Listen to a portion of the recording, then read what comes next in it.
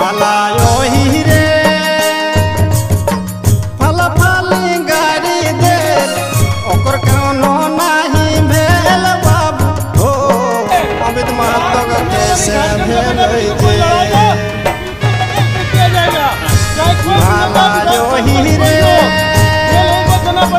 फल फली गाड़ी दे ओकर कोनो नहीं भेल बाबू हो